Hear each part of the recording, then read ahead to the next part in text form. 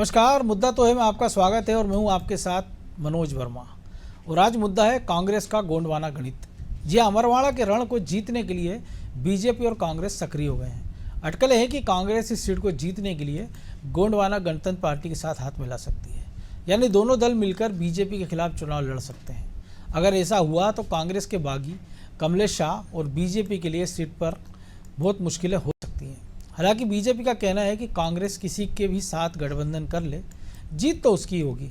लेकिन अब सवाल ये है कि क्या कमलेश शाह के बाद कांग्रेस को यहाँ से जिताऊ उम्मीदवार नहीं मिल रहा, इसलिए गोंडवाना के साथ वो गठबंधन करने का प्लान कर रही है। और क्या गोंडवाना कांग्रेस के साथ आएगी या फिर मुकाबला त्रिकोणीय होगा? अगर दोनों ने एक साथ चुनाव लड़ा तो बीजेपी की मुश्किलें कितनी बढ़ेंगी? आज चर्चा में हम तमाम सवालों की तह तक पहुँचने की कोशिश करेंगे, लेकिन पहले रिपोर्ट देखिए।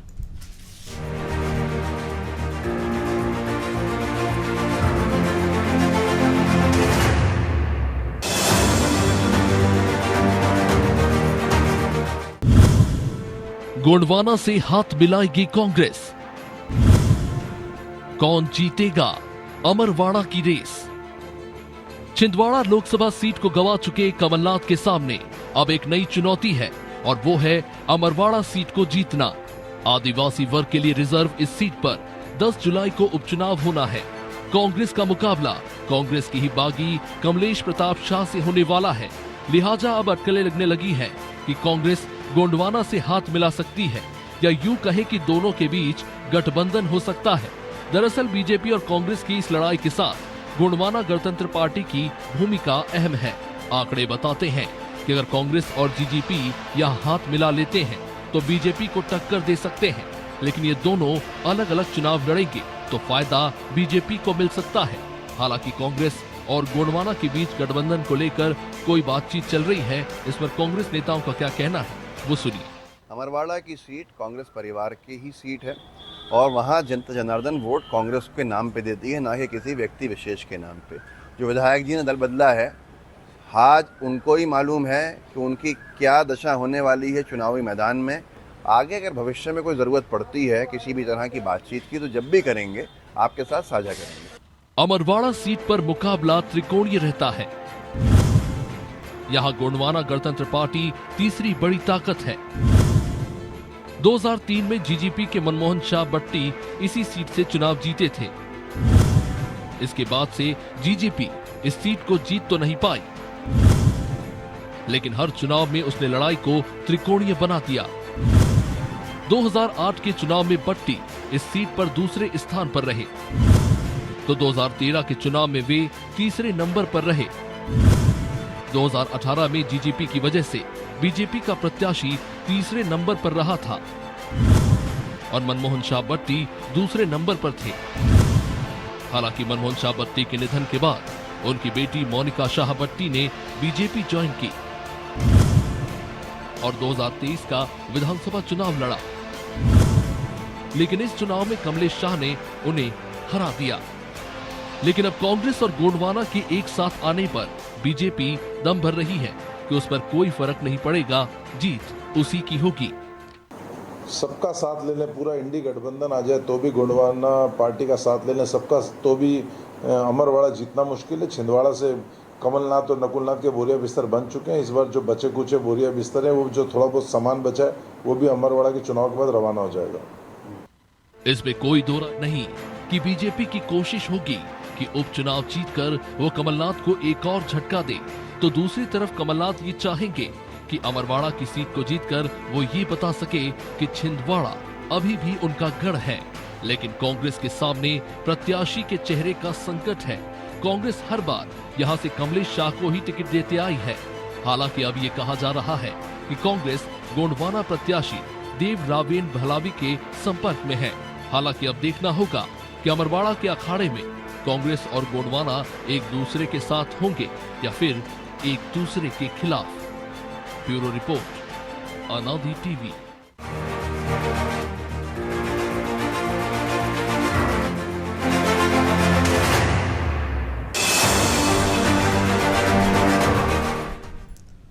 तो इसी पर चर्चा करने के लिए हमारे साथ जुड़ गए हैं कांग्रेस प्रवक्ता केदार सिरोही, बीजेपी प्रवक्ता प्रियंका दुबे, जीजीपी के जिला अध्यक्ष देवराबेन भलावी और वरिष्ठ पत्रकार प्रदीप तिवारी और हमारे सहयोगी प्रभु पटेरिया भी हमारे साथ जुड़ेंगे।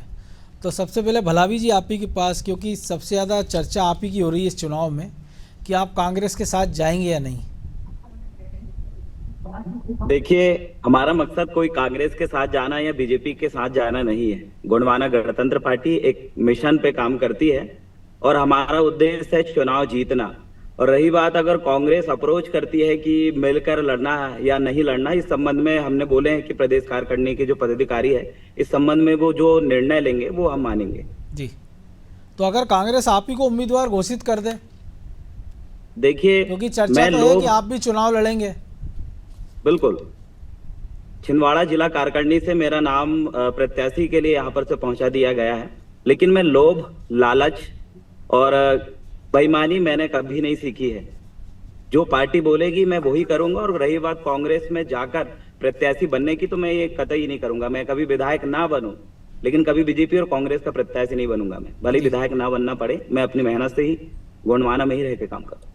तो केदार जी संकट बढ़ जाएगा आपके लिए तो। और दूसरी बात है कि प्रत्याशी इस बार भी वहाँ कांग्रेस तय करेगी या कमलनाथ तय करेंगे, और चुनाव कांग्रेस लड़ेगी या कमलनाथ, क्योंकि नकुलनाथ तो कह रहे हैं कि मेरी प्रतिष्ठा का प्रश्न है अमरवाड़ा। साहब ये बताइए, कमलनाथ जी किस पार्टी से हैं? आप ही की से है, तो आप बताएंगे आप मान रहे हैं कि नहीं मान रहे हैं। नहीं तो आपने दो अलग अलग कैसे बना दिए? नहीं तो निर्णय पार्टी लेती है, आप क्या कि व्यक्ति लेता है? नहीं, आप बड़ी जिम्मेदारी से कहिए, इसमें दोनों अलग अलग है क्या? अलग आपके हिसाब से अलग अलग हो तो मैं जवाब भी अलग अलग दूं। अलग अलग दे दीजिए, एक साथ दे दीजिए, आपकी मर्जी है। जब वो पार्टी हमारी पार्टी के लीडर है, पार्टी एक है, तो इसमें दो अलग अलग क्या सवाल ही नहीं आ रहा। हमारी पार्टी बड़ी व्यवस्थित पार्टी है। हमारी पार्टी के बैनर तले ही कमलनाथ जी का लीडरशिप चल रहा है और वो पार्टी की विचारधारा को मजबूत कर रहे हैं। तो इसमें दो अलग अलग बातें करने से अच्छा है कि हम एक बात करें। जी बताइए। कमलनाथ जी कांग्रेस के हैं। कांग्रेस पार्टी कमलनाथ जी की जो सीनियरिटी है, उनका विजन है, उनके नेतृत्व, उनकी क्षमता के साथ हम लोग वहां पर चुनाव लड़ेंगे। चुनाव लड़ने के जो भी समीकरण बनाने हैं, जो भी बैठकें होनी है, जो निर्णय लेना है, वो पार्टी का जो सर्वोच्च लीडरशिप लेगा उसके हिसाब से आगे बढ़ेंगे। अभी सवाल हमारा यह नहीं है कि कमलनाथ जी और कांग्रेस, सवाल यह है कि किस तरीके से हम अपने मध्य प्रदेश को, हमारी मध्य प्रदेश की जनता से जो भारतीय जनता पार्टी ने वादा किया वो वादे पूरे करवाएं। और जो वहां पर जिस तरीके से भय, लालच या जो भी कह लो, उससे जो हमारी पार्टी के प्रत्याशी को, जो विधायक थे उनको ले गए, उनकी जगह वापस हमारी विचारधारा के प्रत्याशी को जिताना हमारा मूल उद्देश्य है। उसमें तो हेरफेर कुछ होना ही नहीं है जी। अब ये चिंता भारतीय जनता पार्टी को है। भारतीय जनता पार्टी एक तरफ आइडियोलॉजी की बात करती है, दूसरी तरफ उधार ली हुई आइडियोलॉजी के व्यक्ति को आगे बढ़ाती है। बड़े बड़े ज्ञान आते हैं कि जमीन से उठे हुए आदमी को आगे ले जाओ, जो दरी उठाता है उसको आगे ले जाओ। अब पता पड़ रहा है कि जो पैसे लेके आ रहे हैं उनको आगे ले जाओ। अब भारतीय जनता पार्टी का जो केडर वही कंफ्यूज है। अभी इनके यहाँ तो नकुलनाथ से ज्यादा पैसे वाला कोई था क्या छिंदवाड़ा में? मध्य भारत में उनसे ज्यादा पैसे वाला कोई कैंडिडेट नहीं था। सब पैसे होना और पैसे का दुरुपयोग करना। हमारे पास, हमारे कई नेताओं के पास पैसे हैं, बहुत पैसे हैं, पैसे वैसे की कोई तकलीफ नहीं है। कांग्रेस के कई लीडर हैं, बहुत जबरदस्त पैसे हैं, और उन्हीं के कारण आज जो ये देश है ये इतनी मजबूती पे। नेहरू जी ने तो अपनी जायदाद जो थी वो देश को दे दी थी, इंदिरा जी ने दे दी। कई हमारे यहाँ के लीडर ऐसे हैं जो तनख्वाह भी नहीं लेते हैं और वो काम कर रहे हैं, उनके ऊपर जीरो करप्शन का चार्ज है। इसीलिए जीडीपी बढ़ के तीसरे नंबर पे आने वाली शायद देश की। अरे सर पूरी सुन लीजिए ना फिर। सर छेड़ा है तो सुन लिया करिए। हाँ नहीं, सुन ही रहा हूँ सर। ये भारतीय जनता पार्टी के नेताओं का 20 साल का हिस्ट्री ट्रैक करके देख लीजिए, इनके पास क्या था और आज क्या है। आप नाम लेने से घबरा जाएंगे, कैलाश विजयवर्गीय से लेके शिवराज सिंह तक और बीडी शर्मा तक। नहीं, मुझे तो संजय पाठक भी पता है, संजय शुक्ला भी पता है, अक्षय कांति बम भी पता है, ये सब भी पैसे वाले थे। हाँ तो ये पैसे वाले इधर थे, ये तो अपने व्यापार बिजनेस में, ये इनके पास राजनीति में कहां से आया।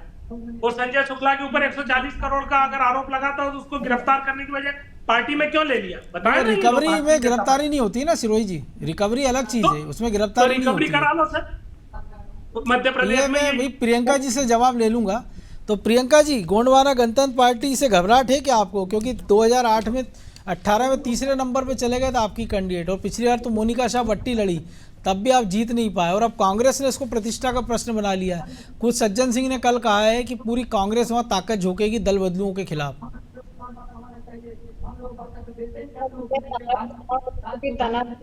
सनातन था, परंतु यहाँ स्पष्ट तो हो जाए कि इनकी खुद की आइडियोलॉजी क्या है। अगर आइडियोलॉजी की बात करते हैं तो इनकी आइडियोलॉजी से कटी हुई पार्टियां आज इनके साथ इंडिया अलायंस में क्यों वापस आई हैं। और दूसरा, अगर ये सभी के ही अपने उत्थान की बात करते हैं तो इस बार सांसद कैसे हार गए। अगर हम बात करते हैं अगर इन्होंने पूरी ही ताकत के साथ कमलनाथ जी अपने नकुलनाथ जी की कैंपेनिंग सही तरह से संभाल नहीं पाई, या तो हम ये कह सकते हैं या जो पिछली बार जो इनका सिर्फ 32,000 मार्जिन रह गया था वो आदरणीय बंटी साहू जी ने। आप ऐसा कह के उनका आप अपनी पार्टी का क्रेडिट क्यों छीन रही? क्योंकि आपकी पूरी पार्टी कह रही हमने बहुत मेहनत की, बहुत सब कुछ किया, और अब आप कह रही हैं कि ये ढंग से लड़े नहीं है, तो मतलब क्रेडिट आप उन्हीं को दे रही हैं या आपको अपनी पार्टी को दे रही हैं? है मैंने जवाब केदार जी भाई साहब को उनका दिया जो वो आरोप करते थे, तो अगर वो बिल्कुल आपकी आवाज ठीक से नहीं आ रही प्रियंका जी। थे।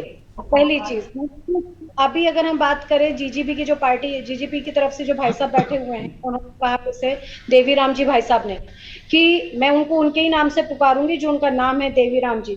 तो देवीराम जी ने जो कहा कि मैं अपनी ही पार्टी से लड़ूंगा, मुझे दूसरी पार्टी में समाहित होने की आवश्यकता नहीं है, मैं गणतंत्र पार्टी में ही ठीक हूँ। और हकीकत भी है, आप अपनी पार्टी जिस आइडियोलॉजी के साथ खड़े हैं आपको वहीं खड़े रहना चाहिए। लेकिन आप उन्हीं की पार्टी से मोनिका शाह भट्टी को ले आती है, चुनाव लड़वाती, वो चुनाव हार जाती हैं, और आप उनसे कह रहे हो आप अपनी आइडियोलॉजी पे रहिए। आप तो खुद ही दूसरी आइडियोलॉजी को आयातित कर रहे हैं। हम आयातित नहीं कर रहे हैं, लोग आ रहे हैं। आप किसी को आने से तो आप नहीं रोक सकते ना, वरना वो घुसपैठ करते हैं। देखिए, या तो आप स्वागत कर लीजिए, अदरवाइज वो घुसपैठ करते हैं तो भी आप हार जाते हैं। कहीं ना कहीं आपकी आइडियोलॉजी से लोग संतुष्ट नहीं थे, जब भी तो 163 सीटें विधानसभा में आ गई। आपके तो वो उस समय भी कह रहे थे कि ये लोग बहुमत से सरकार आपकी भी लोकसभा में 63 सीटें घट गई हैं। और आपने ऑर्गेनाइजर पढ़ा होगा, 2 दिन पहले एक लंबा चौड़ा लेख लिखा इसी को लेकर, विचारधारा को लेकर, कि जो लोग आरएसएस को गालियां देते थे आपने उनको आयातित किया, उनको चुनाव लड़ाया और वो चुनाव हार गए। 69% है ऐसा जो हारे हुए लोग हैं आपके, जिनको आपने 110 सांसदों का टिकट दिया था, उसमें से लगभग 70% चुनाव हारे हैं। मनोज जी भाई साहब, अगर हम बात करते हैं वोट परसेंटेज की, तो मध्य प्रदेश में 1 करोड़ वोट भारतीय जनता पार्टी का बढ़ा हुआ है। यानी आइडियोलॉजी के अलावा भी लोगों का समय, इनके तो 7 से 8 लाख लोग परावर्तित होकर के पार्टी में आ गए, उन्होंने गमछा धारण कर लिया, ये आपको स्पष्ट नजर आ रहा है। जो इनकी पार्टी में रह करके भी इनके साथ धोखा कर रहे हैं उनको वो नजर नहीं आ रहे। लक्ष्मण सिंह जी का स्टेटमेंट उठा के देख लीजिए, वो कहते हैं इन्हें पार्टी चलाना नहीं आता, वो अभी तक मार्गदर्शन ले रहे हैं। अजय सिंह जी को देखिए, वो इनकी पार्टी के खिलाफ बात कर रहे हैं। और भी स्टेटमेंट्स अगर अभी आप उठा करके देखेंगे तो काफी चीजें निकल आएंगी। भारतीय जनता पार्टी सबको साथ में लेके, लेकिन जब दिग्विजय सिंह सीएम थे तब लक्ष्मण सिंह के बयान नहीं होते थे ना। जब अर्जुन सिंह अच्छे पदों पर थे तब अजय सिंह ये नहीं बोलते थे, क्योंकि कांग्रेस सत्ता में थी। तो आप उनके कहे पे क्यों चिंता कर रही हैं? आप तो अपनी पार्टी में से कई सारे आपके लोग आवाज उठा रहे हैं पार्टी के अंदर से, आप उनका तो सुन नहीं रही है। यही रघुनंदन शर्मा हो, मेघराज जैन हो, तमाम सारे लोग आप ही के लोग कह रहे हैं। हमने तो 29 का लक्ष्य लिया था और वो लक्ष्य हमने पूरा किया। अब अमरवाड़ा सीट जो है जिसके ऊपर डिसाइड होना है, भारतीय जनता पार्टी ने अपना प्रत्याशी सामने रख दिया है। अब विपक्ष तय करे। अभी तो सबसे बड़ी इनकी दुर्गति ये है कि ये गोंडवाना पार्टी का समर्थन मांग रहे हैं, उनसे कैंडिडेट मांग रहे हैं। अगर गोंडवाना पार्टी की तरफ से अभी भाई साहब हाँ बोल देते हैं तो इनका प्रत्याशी, चूंकि कांग्रेस से खड़ा करना चाह रहे हैं, बात वहां अटकी हुई है कि ये चाह रहे हैं कि कांग्रेस के प्रत्याशी बन जाए अपने देवीराम जी भाई साहब, लेकिन वो चाह रहे हैं कि मैं गोंडवाना से लड़ूं। विषय तो इन दोनों के बीच में लड़ाई का है, हमारा प्रत्याशी तो स्पष्ट है। और वो भाई साहब अगर कल को तैयार हो जाए, आपको समर्थन देंगे, तब भी आप कहेंगे कि आप अपनी विचारधारा में रहिए, हम अपनी विचारधारा में ठीक हैं। देखिए, अगर वो अपना कार्य ईमानदारी से कर रहे हैं, जिस जगह उनको संतुष्टि होती है उनको वहां कार्य करना चाहिए। जहां उनको लगता है कि उनको संतोष है वो उन्हें वहां पर रहना चाहिए। अगर उन्हें लगता है कि भारतीय जनता पार्टी ने आदिवासी समाज के लिए, अनुसूचित जनजाति समाज के लिए कुछ अच्छा किया है और उनके साथ में उनके विचार मेल खाते हैं तो स्वागत है, उसमें कोई परेशानी नहीं है। परंतु भारतीय जनता पार्टी का प्रत्याशी तय है और वही चुनाव लड़ेंगे, ये भी तय है। तो हमें उससे कोई गुरेज नहीं है, परहेज नहीं है, समर्थन लेने में कोई परहेज नहीं है, बशर्ते आप हमारी आइडियोलॉजी से संतुष्ट हो तो। बिल्कुल। हम इनकी आइडियोलॉजी में नहीं जा रहे हैं, लोग हमारी आइडियोलॉजी से प्रभावित होकर आ रहे हैं, तो स्वागत है। कल आप भी हमारी पार्टी के कार्यालय में आएंगे तो हम आपका भी स्वागत करेंगे। वो कोई दीपक बुराई जोशी नहीं। आ रहे थे, आपने लिया नहीं, बेचारे बेरंग चले गए थे, जो 25-30 साल से पार्टी में थे, और आप हमारा स्वागत कर रही हैं। तो प्रदीप जी, मुकाबला तो निश्चित तौर पर कड़ा ही है, और अगर जो अभी भलावी जी भी कह रहे हैं कि वो अपनी विचारधारा के साथ रहेंगे, चुनाव लड़ेंगे वो अपनी पार्टी से, तो कांग्रेस के लिए संकट बड़ा है अमरवाड़ा में।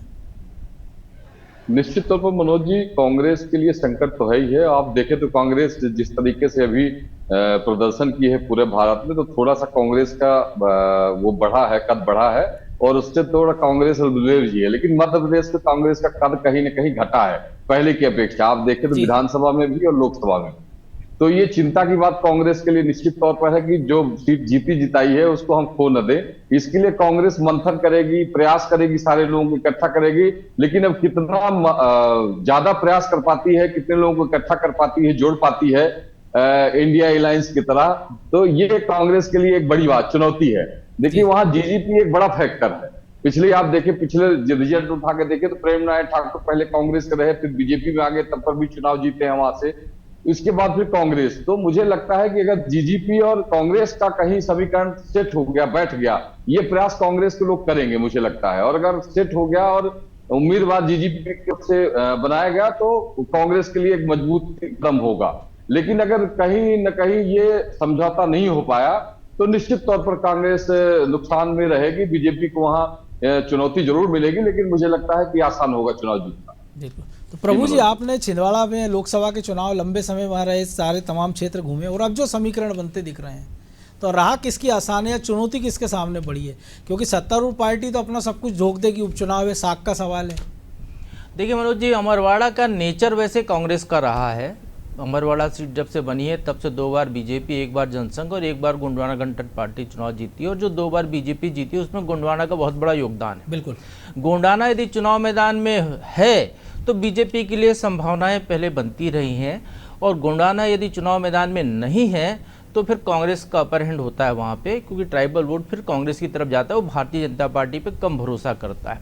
अब यहाँ पर जो चुनाव हो रहा है, जो एक बड़ा नाम सामने आ रहा है, कमलेश शाह 3 बार के जीते हुए विधायक, कह रहे हैं कि वो हर्रई के राजा हैं, आदिवासी राजा हैं, वहाँ के बड़ा प्रभाव है उनका, उनकी माँ विधायक रही हैं, उनके दादा विधायक रहे हैं, लेकिन वो जो अब तक विधायक रहे हैं वो कांग्रेस के टिकट पर रहे हैं। बिल्कुल। अपने दम पर या कांग्रेस के बाहर ये पहली परीक्षा जो है वो कमलेश शाह की होने जा रही है। और निश्चित तौर पर कमलेश शाह भी जो कुछ भी था कमलनाथ का नाम के साथ थे, कांग्रेस के टिकट पर होते थे, इसलिए उनको जो है वोट मिलता था। अब यदि देवरावन जी जो हैं, जो कि देवीलाल उनका पुराना नाम है, वो अपना परफॉर्मेंस दिखा चुके हैं, निश्चित तौर पर वो भलावी जी यदि चुनाव मैदान में लड़ते हैं, जैसा कि वो अपने यहाँ कह रहे हैं अभी हमारे साथ, यदि वो चुनाव में लड़ते हैं गोंडवाना के टिकट पर, तो बीजेपी की संभावनाएं ज़्यादा बढ़ती हुई हैं। यहाँ पर यदि बीजेपी, कमलेश शाह यदि जीतते भी हैं तो लीड का अंतर ज़्यादा हो जाएगा। और यदि ये नहीं लड़ते हैं, यदि ये कांग्रेस के टिकट पर लड़ते हैं, तो बीजेपी की कोशिश होगी कि गोंडवाना से कोई और चुनाव मैदान में उतर जाए, क्योंकि 2003 से में भी हमने देखा है बीजेपी की कोशिश होती, कहीं ना कहीं बीजेपी का बैक हैंड जो है गोंडवाना के पीछे रहा है हमेशा। बीजेपी के जब राज्यसभा का चुनाव हुआ तो भी गोंडवाना के लोगों का बीजेपी ने वो समर्थन हासिल किया था, उनको किडनैप करके रख लिया था, ऐसे भी आरोप लगे थे। बिल्कुल याद होगा आपको, केदार जी को भी अच्छे से याद होगा ये क्या स्थितियां निर्मित हुई, जिनके विधायकों को जो है जबलपुर में रख लिया था।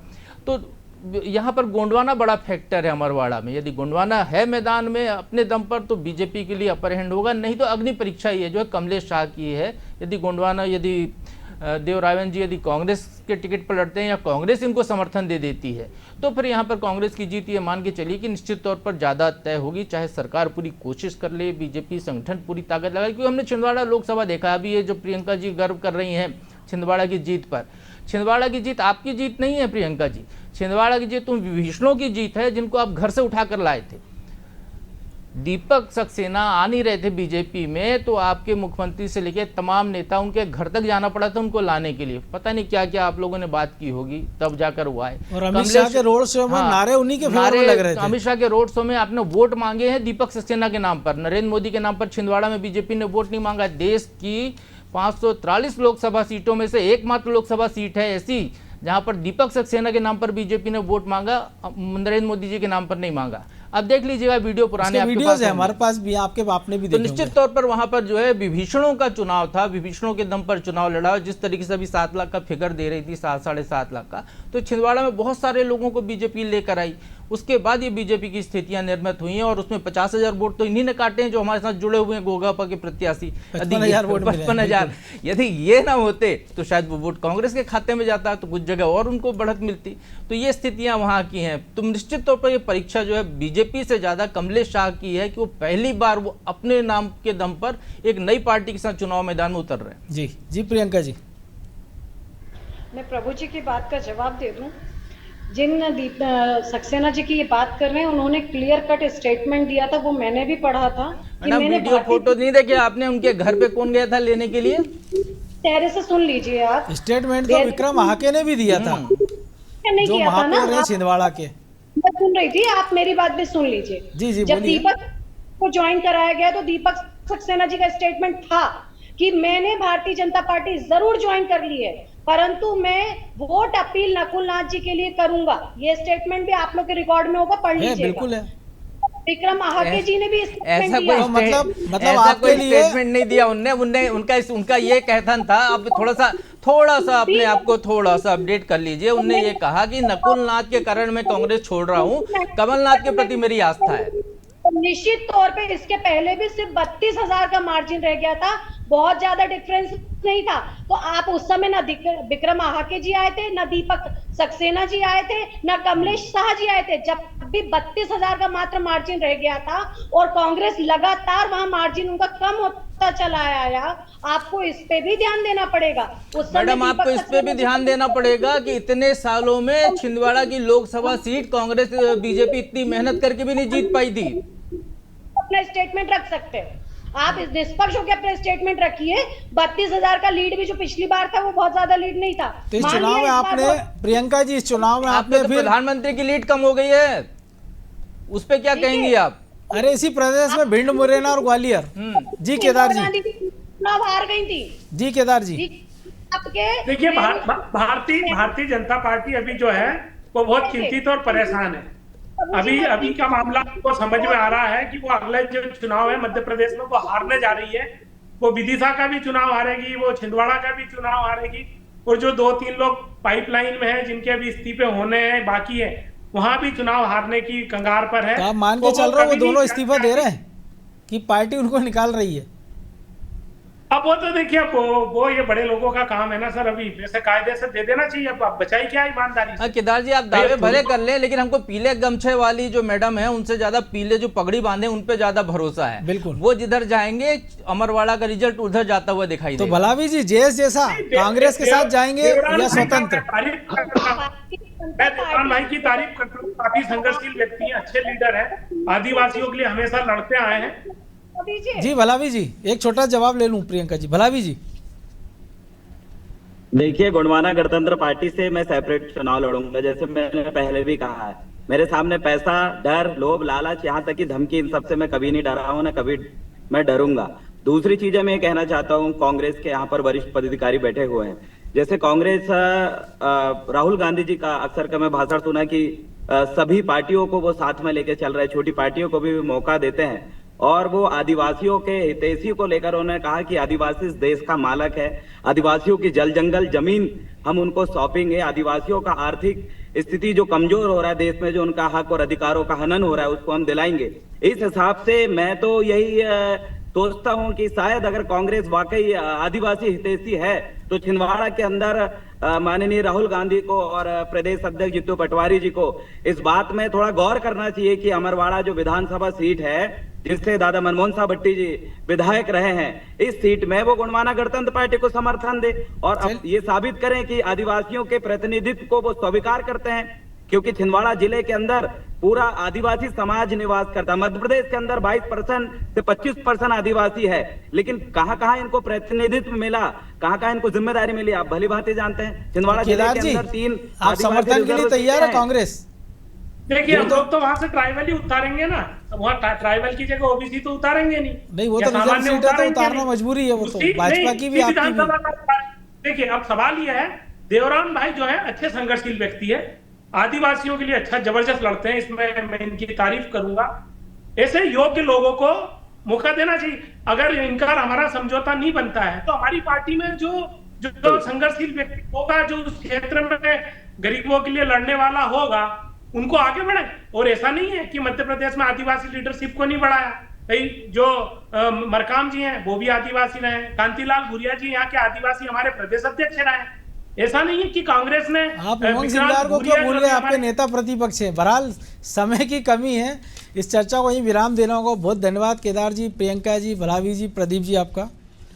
तो कौन जीतेगा अमरवाड़ा की रेस, मामला दिलचस्प है और पूरा गणित टिका है गोंडवाना गणतंत्र पार्टी के जिम्मे। और वो तो उनके उम्मीदवार ने कह भी दिया कि वो अकेले भी चुनाव लड़ने को तैयार है और कांग्रेस को भी चुनौती दे दी कि अगर कांग्रेस आदिवासियों की इतनी सच्ची हितैषी है तो उनका समर्थन कर दे। अब ये निर्णय बड़े नेताओं को करना है कि क्या देश भर में जो उन्होंने गठबंधन बनाया वो यहाँ इसको साथ जाएंगे या फिर किसी अलग राह को पकड़ेंगे। और अगर ऐसा होता है तो निश्चित तौर पर मुकाबला वहाँ दिलचस्प होगा। मुझे दीजिए इजाज़त और आप देखते रहिए अनादि टीवी। नमस्कार।